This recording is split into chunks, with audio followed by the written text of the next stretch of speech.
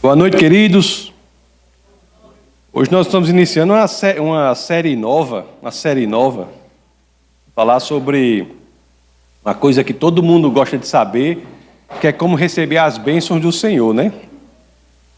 Sobre as bem-aventuranças. E o tema específico de hoje chama-se o incrível poder das mãos vazias. Uma coisa interessante isso aí, né? Uma coisa é certa, todos querem as bênçãos de Deus, todos querem as bênçãos de Deus, todos querem ser abençoados por Deus. Essa é a minha situação também, eu também quero. Queremos as bênçãos, né, em nossas vidas, em nossa família, nossos filhos, queremos as bênçãos em nossa igreja, em nossos negócios, em todas as dimensões, os aspectos de nossa vida, nós queremos a bênção. Aliás, nem só da vida, a gente quer a bênção até na morte, né? A gente quer morrer uma morte assim, que não tenha sofrimento, que a gente quer viver a eternidade ao lado de Deus. Isso é verdade, todos querem, mas também é verdade que nem todos experimentam essas bênçãos.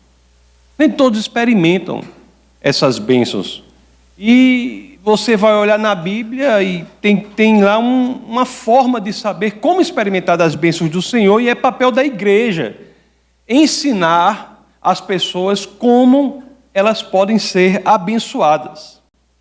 Porque um pressuposto aqui, um ponto de partida aqui, que todo mundo que é cristão sabe é o seguinte: se há um lugar onde as bênçãos podem ser encontradas, é em Jesus Cristo. Não é verdade? Mas como entender isso mais especificamente? Como entender isso na prática? É porque, se nós formos olhar a Bíblia com essa ideia de que as bênçãos então estão em Cristo, nós vamos ver que não há outro lugar que Jesus fale mais do que isso, a não ser nos primeiros versos lá, dos primeiros 12 versos do capítulo 5 do Evangelho de São Mateus. Lá em Mateus, no capítulo 5, no comecinho, é que ele fala sobre aquilo que ficou conhecido como as bem-aventuranças. Assim, né? O capítulo 5, 6 e 7 é aquele conhecido Sermão do Monte, que alguns chamam Sermão da Montanha, né? Que chama Sermão da Montanha porque a gente não sabe qual foi a montanha exatamente, embora a gente saiba que é uma montanha lá na Galileia, com base no que lemos em Mateus 4, 23. Então, desse Sermão da Montanha, uma parte dele aí, que é o comecinho do capítulo 5, os 12 primeiros versos do 5, fala das bênçãos, das bem-aventuranças. Então, nós vamos entender aqui nessa série o que Jesus diz, o que a Bíblia diz, o que a palavra de Deus diz, para que a gente seja abençoado. Não é um negócio bem animador? Né? Eu acho animador, né? Vamos entender aqui o que Deus diz em sua palavra para que a gente seja abençoado. Eu quero ser abençoado. Então vamos estudar isso aqui. Agora, antes de começar a falar sobre isso, vai ser uma série, né? Vamos falar sobre a primeira, mas antes de começar a entrar, eu já tenho que preparar vocês para um negócio. Essas bem-aventuranças aqui que estão na Bíblia não são assim muito, como eu posso dizer, muito intuitivas, não é algo assim, porque são lógicas próprias de Deus.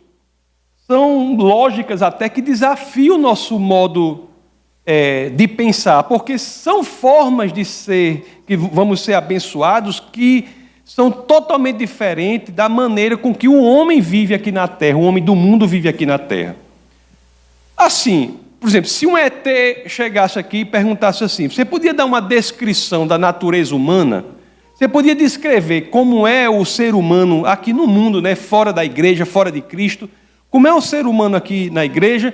Uma forma boa de você explicar a esse suposto ET como é o ser humano aqui fora da igreja, o ser humano aqui no mundo, é você dizer assim, olha, leia as bem-aventuranças do capítulo 5, viu, ET? Do verso 1 ao 12, você lê tudo lá. Aí você coloque tudo o contrário. Aí pronto, isso aí é uma descrição do ser humano no mundo. Não é aquele grande pastor americano chamado A.W. Tozer, muito bom, ele disse uma coisa semelhante a isso. Ele disse assim, eu anotei aqui para dizer, ele disse que uma descrição da raça humana poderia ser dada tomando as bem-aventuranças, revertendo-as para o lado errado e dizendo: aqui está sua raça humana. Não é interessante isso? É porque estudar as bem-aventuranças não é só aprender como ser abençoado, não é aprender como é a lógica de Deus também.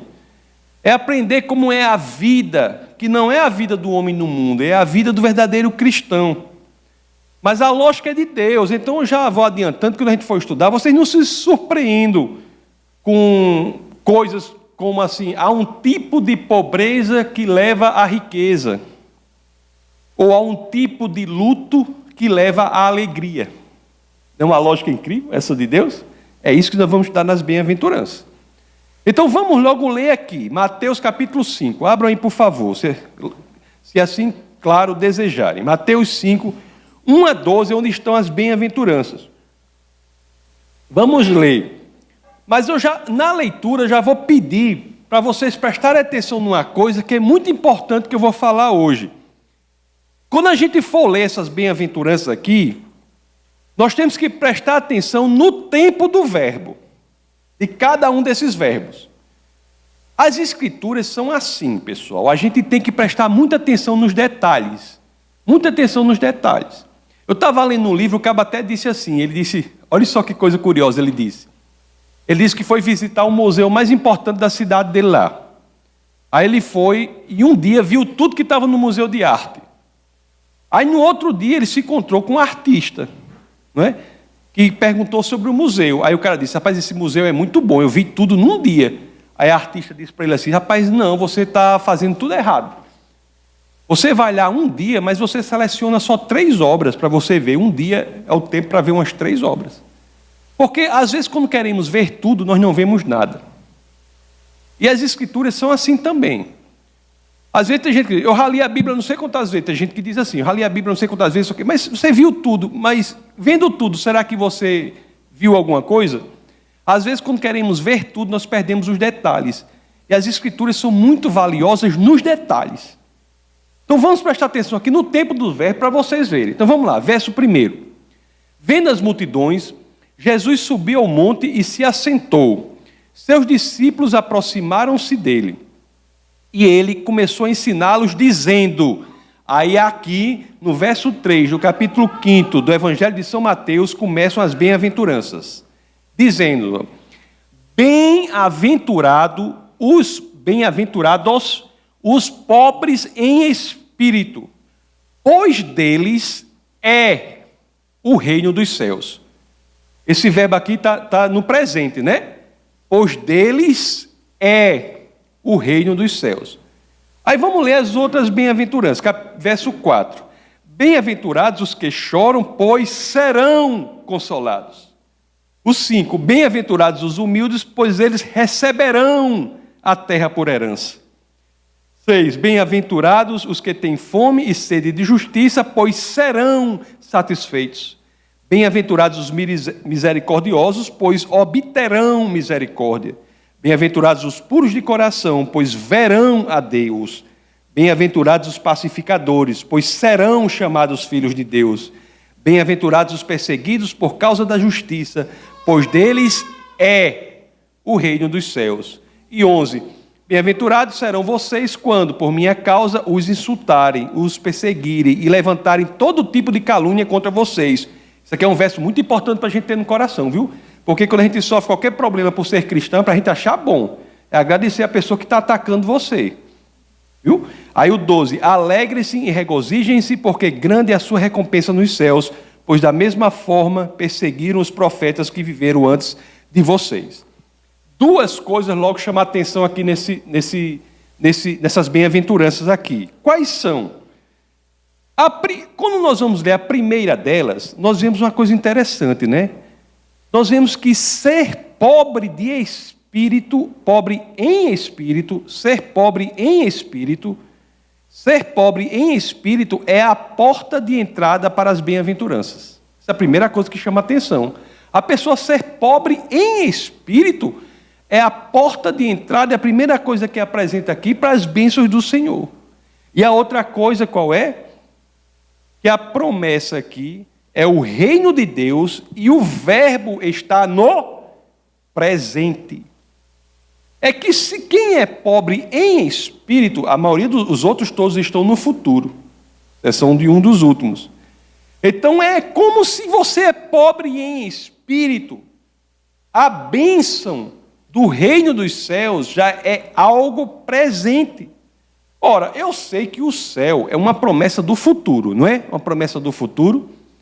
Mas aqui Jesus está dizendo que para os pobres em espírito, eles vivenciarão, eles sentirão um gosto dos céus aqui na terra. Isso é o que está nas Escrituras. Ser pobre em espírito abre a bênção de Deus para que a gente experimente algo do reino dos céus aqui na terra, no presente. Isso quer dizer que os pobres em espírito estão andando por aí em rua de ouro? Está a dizer que os pobres em espírito estão indo por aí vendo os leões brincando com os cordeiros? Quer dizer que aqueles que são pobres em espíritos não sofrem, não têm decepções, não têm tristezas? Não, né? Esses são aspectos que nós só veremos realmente na promessa futura do céu. Mas o que ele quer dizer aqui é algo que veremos mais na frente, é algo incrível, é uma bênção incrível. Ele diz que os pobres em espírito experimentam a constante presença de Deus aqui na terra. Não há bênção maior do que essa, meus queridos. Não há bênção maior do que essa. Não foi exatamente isso que quis dizer o profeta Isaías? Lá em Isaías 57, 15. Isaías 57, 15. As Escrituras dizem assim, ó. Pois assim diz o alto e sublime, que vive para sempre e cujo nome é santo. Olha o que diz o alto e sublime, que vive para sempre e cujo nome é santo. Olha o que diz o próprio Deus. Ele diz assim, ó. Habito no lugar alto e santo, mas habito também com um contrito e humilde de espírito, para dar novo ânimo ao espírito do humilde e novo alento ao coração do contrito. Essa promessa está também no salmista. O salmista escreve isso. Lá em Salmos 34, 18. Olha o que as Escrituras dizem. O Senhor está perto dos que têm o coração quebrantado e salva os de espírito abatido. Rapaz, quando a pessoa lê isso, a pessoa fica realmente impressionada, viu? Porque é uma coisa incrível. Porque Deus está dizendo, eu habito em lugares altos e sublimes, e também com os humildes de espírito. É incrível, não é não? Eu acho incrível. Alguém já disse isso, que eu achei uma frase muito linda, disse assim, muito impressionante, bonita mesmo. Diz assim, ó, os céus vão ao pobre de espírito, antes do pobre de espírito ir aos céus. Não é a promessa que está aqui? Não é o que está aqui, não? Que os pobres em espírito, né? Os pobres em espírito, é deles, vai experienciar o reino dos céus. Agora vamos entender o que é isso. O que é ser humilde, assim, em espírito? O que é isso? Ser humilde ou ser pobre em espírito é viver uma completa dependência de Deus. É saber que sem Ele, sem Deus, nada somos, nada podemos, nada temos. Isso é que nós devemos buscar. Por exemplo, você pode ser assim, o maior músico que já viveu na Terra, o maior cientista que já pisou na Terra, o maior jurista que a humanidade já viu, um gênio da política, um gênio da medicina. Você pode ser, seja lá o que for, você pode ser tudo que você achar. Mas se realmente você teve um encontro com Deus, você sabe que sem Ele, nada você é. O encontro com Deus coloca tudo o que somos numa perspectiva correta, na dependência dEle, sabendo que o futuro nada sabemos, se não dependermos totalmente do Senhor. Em outras palavras, meus queridos, o orgulho, a arrogância, a vaidade, somente podem existir em um espírito afastado de Deus. Já viu aquele negócio do trigo? É o trigo, né? Como é que chama? Chama galho do trigo, é? Um negócio do trigo assim, né? Você vê que você olha para o trigo que traz mais fruto, você olha para a planta do trigo. A planta do trigo que traz mais fruto é aquela que está mais voltada para o chão, mais caída, né, para o chão. É aquela que expressa mais humildade. Olha, as pessoas diante do Senhor, elas têm que experienciar esse sentimento de dependência dEle, que fora dEle elas nada são. Isso é o que tem nas Escrituras. Isaías mesmo, quando viu... Isaías teve cada visão incrível, né? Mas aquela visão que Isaías teve do Senhor, que o manto do Senhor era maior do que o templo todinho. Aquela visão que ele teve lá em Isaías 6, 1-5. Aí lá no final, Isaías diz assim, né? Ele vê, aí ele fala da visão, que o Senhor, uma coisa impressionante, o manto era maior do que o templo, e os anjos iam e cantavam, e louvavam, e dizia assim...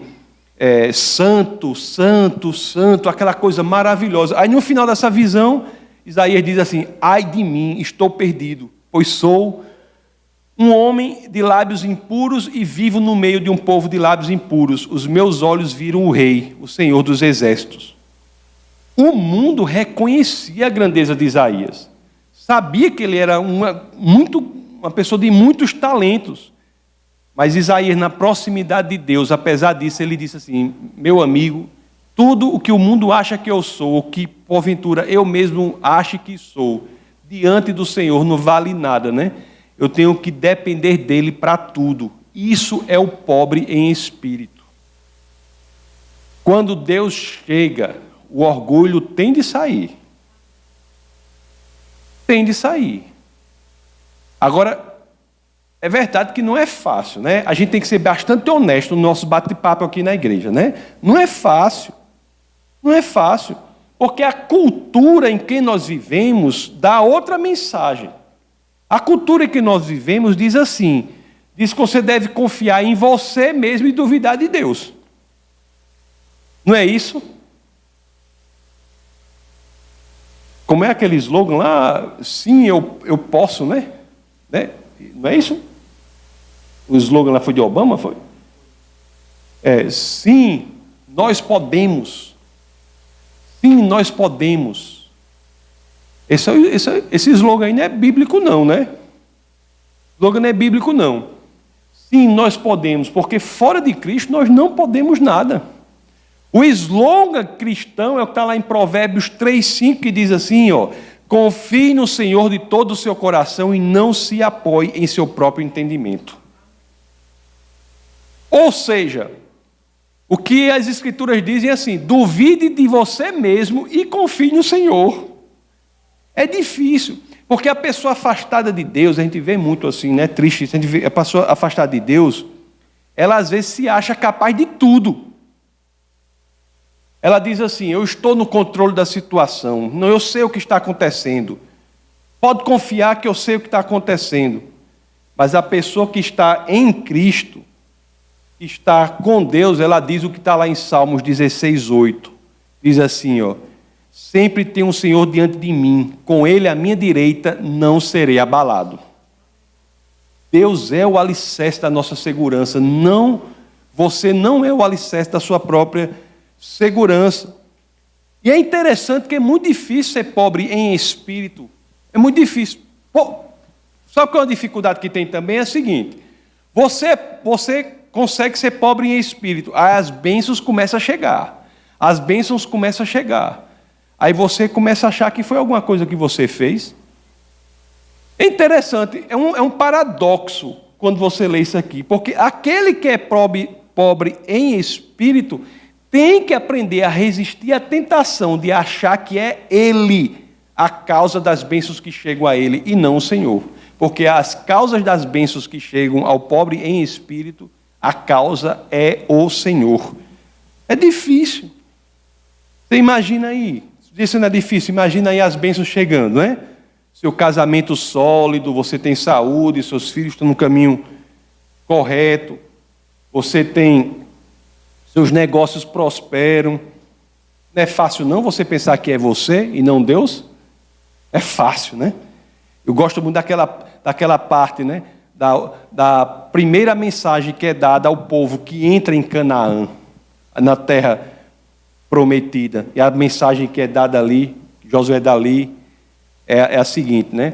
Diz assim: olhe, vocês entraram aqui na terra prometida. Vocês vão prosperar. Mas cuidado, para que com a prosperidade vocês não se esqueçam do Senhor. E é interessante que quando nós lemos na Bíblia, a primeira geração, depois dessa geração que recebeu essa informação, os filhos da geração que entram na terra prometida, essa geração é a primeira geração que a Bíblia diz, a primeira geração do povo de Deus que a Bíblia diz que eles não conheciam o Senhor. Os filhos da geração que entra em Canaã é a primeira geração do povo de Deus que as Escrituras dizem que não conheciam o Senhor. Isso era inédito na história do povo de Deus. O que tinha muito era o povo conhecer o Senhor e não querer fazer as coisas que ele queria.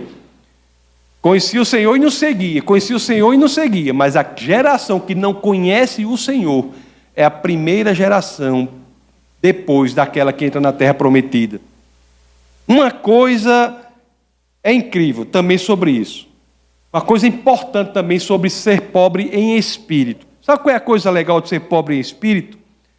Sendo assim a porta de entrada para as bênçãos na nossa vida. Olha, Deus é tão maravilhoso, assim, tão impressionante, que Ele coloca um critério. Existe um critério ali para você ser abençoado.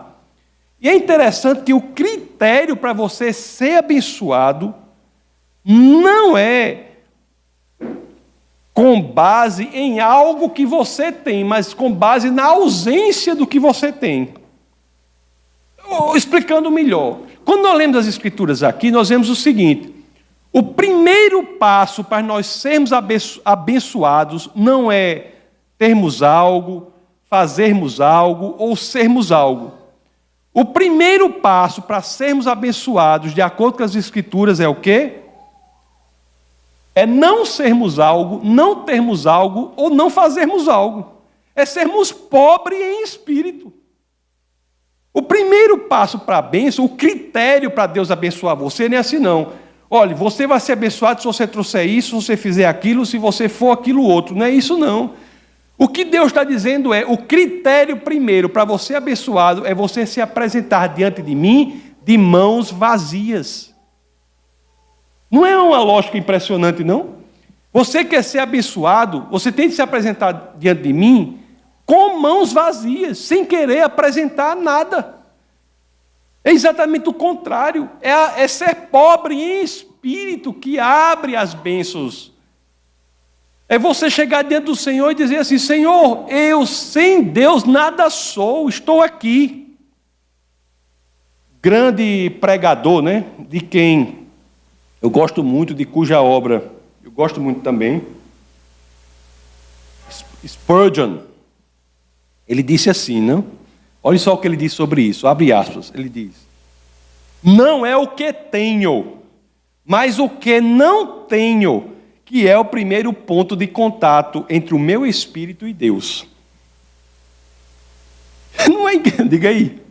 Não é o que eu tenho. Mas a Bíblia diz, é ser pobre em espírito. É a ausência de algo que faz com que eu me qualifique para que seja abençoado. Quantas outras religiões dizem o contrário, né? Tem gente ainda hoje que tenta fazer sacrifícios, né? Para Deus, vou fazer o sacrifício tal, vou fazer isso aqui, vou fazer isso aqui, vou subir a montanha não sei de onde, vou subir a escada não sei de onde. Tem gente que faz essas coisas, o que Deus está dizendo é o seguinte: não tem obras que você faça, não tem coisa que você seja, não tem situação que você me apresente. O que você tem na realidade é que me apresentar um coração pobre em espírito, um coração quebrantado. Você pensa assim: Às vezes a pessoa pensa assim, rapaz, como é que eu vou sair dessa situação? Eu não tenho as qualidades que são necessárias para eu sair dessa situação. Aí o que é que Deus vai dizer para você? Você chega para Deus e diz assim, Senhor, na situação que eu estou aqui, para eu sair dessa situação tinha que ser assim, tinha que ser assado, tinha que ser aquilo outro, tinha que ser aquilo outro, mas eu não sou nada disso. E agora? Aí o que é que Deus vai olhar para você e vai dizer? Epa, estou reconhecendo um pobre em espírito. Estou reconhecendo um pobre em espírito. Alguém que está chegando para mim e está dizendo assim, eu não tenho o que é preciso. Agora sim eu vou estar na situação. Se Deus reconhece que você chega diante dele dizendo que não tem o que é preciso para fazer aquilo, que você não é o que você acha que deveria ser para fazer aquilo, Deus vai chegar, agora sim, é um pobre em espírito, alguém que chega diante de mim de mãos vazias. Aí sim eu estarei na situação. Meu amigo, você é esmagado muitas vezes pelas coisas do mundo. As coisas do mundo, as tentações, os problemas do mundo, você é esmagado por isso. Aí você pode pensar assim, né? Rapaz, essa batalha que me levou ao lugar do desespero, né? Se eu me encontro diante do Senhor e digo, Senhor, eu estou aqui, não sei como sair. E agora? Aí Deus vai dizer o quê? Epa, o pobre espírito. Não está se justificando, não está dizendo, eu sou assim. Não, está dizendo, eu simplesmente não sei, me rendo. Cristianismo é rendição, né? Eu me rendo. Não sei como sair, o negócio está preto, não sei, a esculhambação está em alto nível. Não sei como sair. Aí Deus faz, esse lugar, aqui você chegou, e você considera um lugar de desespero, eu vou transformar em lugar de bênçãos. Basta reconhecer, meus amados, que a saída não vem de você. A saída vem de Deus. A gente tem que estar naquela situação de humildade, entendeu? A situação é que a gente não tem nada a oferecer a Deus. Não tem nada para oferecer a Deus.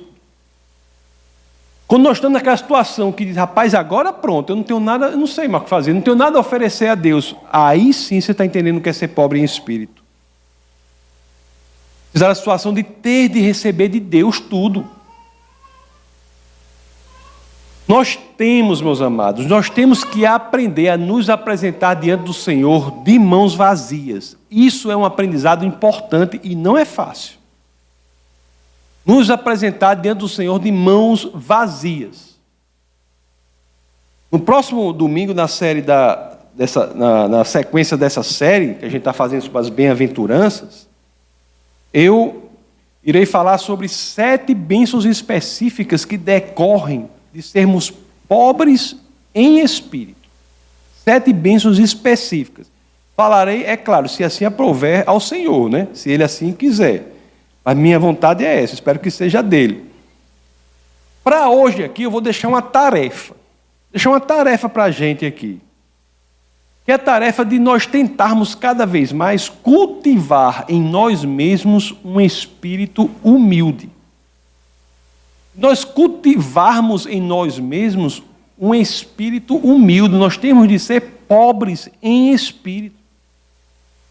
O que eu quero dizer? Pare de ter um estilo de vida, de confessar para Deus o que você tem feito. Pare de querer confessar a Deus o que você fez, o que você tem, quem você é. Senhor, faz tantos anos que eu faço evangelismo naquela encruzilhada não sei de onde. Senhor, eu mando não sei quantas mensagens de WhatsApp com não sei o quê. Senhor, eu faço não sei o quê. Tudo isso é importante, mas não é isso que você deve confessar a Deus. Para você ser abençoado, você tem que confessar a Deus o contrário, é o que você não tem. Deus, Ele é especialista, meus amados, em criar tudo a partir do nada. Não foi isso que Ele fez com o universo? Por que Ele não pode fazer com sua vida? É confessar, é se render. É chegar e dizer, pronto, acabou-se, eu não sei mais nada, acabou-se. Deus, agora, realmente, como é que o pessoal diz, meu próprio braço, né? Nada consigo. É com você agora, Senhor. Temos que aprender a nos esvaziar de nossa vaidade, nos esvaziar de nossa arrogância.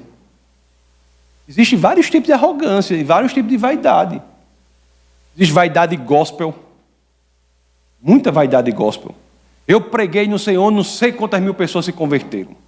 Não sei o quê, eu fiz não sei o quê, como se a gente fosse alguma coisa sem o Senhor. Eu fiz não sei o quê, aconteceu isso, aquilo, outro. Você não sabe, eu soprei, a pessoa deu um pinote tão grande que caiu. Eu não estou dizendo que pode acontecer, não pode. Eu estou dizendo que não, se isso aconteceu, não foi você. Não foi você. Existe vaidade de todo tipo, né? O pessoal só acha mais vaidade de roupa, né? O pessoal fala de roupa, mas existe vaidade de todo tipo. Na igreja do Senhor está cheio de povo vaidoso, né? Nós temos que nos despir dessa vaidade. Temos que nos despir disso. Temos que entender que por nós mesmos nós não podemos. Quando isso acontece, aí sim é que a gente reconhece na nossa vida a importância do presente que foi o envio de Jesus Cristo. Não é verdade? E nós entendemos que Jesus, ele não é apenas o caminho, ele é o único caminho para as bênçãos do Senhor. Nós temos, meus amados, e nós iremos ver mais isso depois, mas nós temos que aprender a pensarmos menos em nós mesmos. Para os dois lados. Tanto para o lado do alto amor, do amor próprio. Existe gente que fica se amando muito, falando muito de si. Eu falo muito de mim. Aí diz assim, a pessoa, né, fala muito de si. Diz assim, eu sou isso, eu sou aquilo outro. Você não sabe o que eu fiz? O ministério está nos fazendo isso, faz não sei quanto. Só fala de si, se elogiando. Isso é um problema para ser pobre em espírito. Mas sabe qual é outro problema para ser pobre em espírito? Aquela pessoa que só faz se colocar para baixo. É a mesma coisa. Em vez de estar se colocando para cima, está se colocando para baixo. Eu não presto, eu não sei o quê, eu não sei fazer nada, eu sou assim, eu só falo mal de si.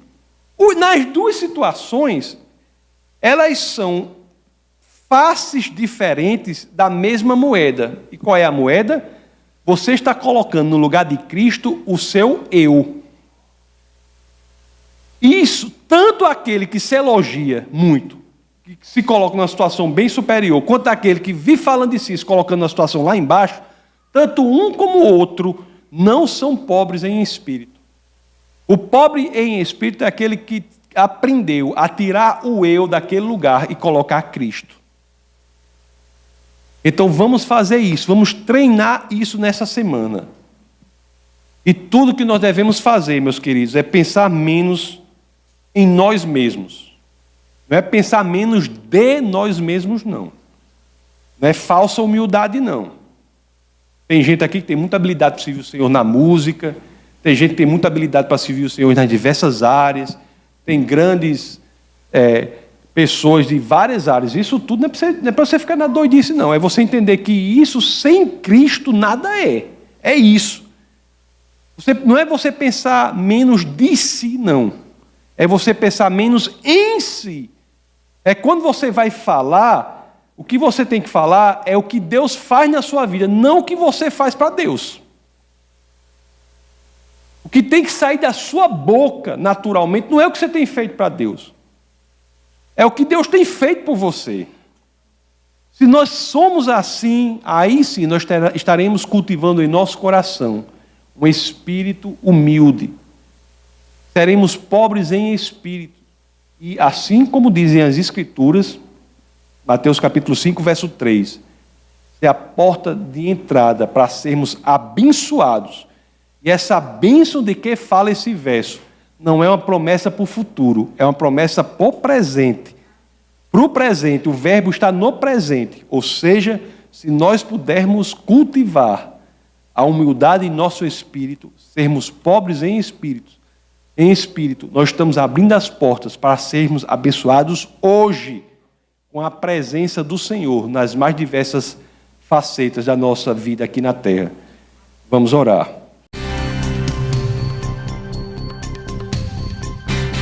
Essa foi uma produção do Ministério Internacional Defesa da Fé, um ministério comprometido em amar as pessoas, abraçar a verdade e glorificar a Deus. Para saber mais sobre o que fazemos, acesse defesadafé.org.